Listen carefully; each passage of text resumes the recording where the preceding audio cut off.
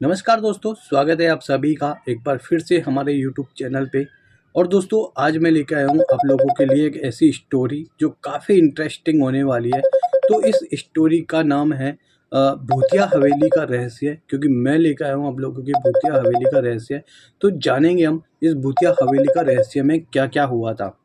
तो शुरू करते हैं। शुरू करने से पहले आप लोगों ने अभी तक हमारे चैनल को सब्सक्राइब नहीं किया तो सब्सक्राइब कर लीजिए, बेल नोटिफिकेशन को ऑन कर दीजिए, साथ में अपने दोस्तों में भी शेयर कर दीजिए ताकि उन लोगों तक भी पहुंच जाए ये हमारी भूतिया हवेली का रहस्य स्टोरी। तो ये काफ़ी इंटरेस्टिंग स्टोरी होने वाली है क्योंकि ये हॉरर स्टोरी है।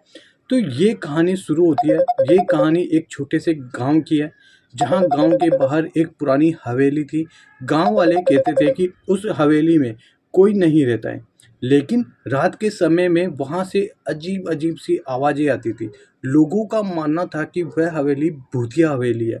राहुल नाम का एक एक युवक गांव में नया नया आया ही था। उसे भूत प्रेत की कहानियों पर यकीन नहीं हो रहा था। गांव वालों की बातों को अफवाह मानकर उसने फैलना फैसला किया कि उस हवेली में एक रात बिताएगा और यह सच पता लगाएगा कि क्या रियल में ये एक भूतिया हवेली है, यहाँ पर भूत रहते हैं। रात के 12 बजे राहुल एक टॉर्च लेकर और एक मोबाइल के साथ हवेली में पहुंचता है। चारों तरफ सन्नाटा सन्नाटा रह गए। हवेली में घुसते ही जैसे ही ठंडी हवा का झोंका आया और दरवाज़ा अपने आप बंद हो गया। राहुल ने उस हवा का असर समझा और इसे आगे बढ़ा दिया छोड़ दिया। हवेली के अंदर जाले लगे हुए थे, फर्श टूटी हुई थी और दीवारों पर अजीब अजीब निशान थे।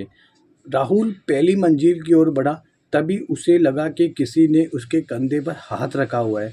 उसने पलटकर देखा, लेकिन वहाँ कोई नहीं था। राहुल का दिल जोर जोर से धड़कने लगा।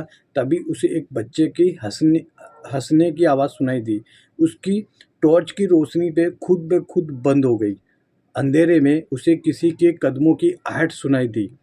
राहुल ने अपने मोबाइल की फ्लैश लाइट ऑन करके सामने देखा तो एक सफ़ेद साड़ी में खड़ी थी। उसके चेहरे पे उसके चेहरे पे कोई आंखें नहीं थी, सिर्फ खाली गड्ढे हुए बने थे। राहुल चीखता हुआ बाहर भागा। जब उसने पीछे मुड़कर देखा तो वह औरत हवेली के दरवाजे पर खड़ी थी।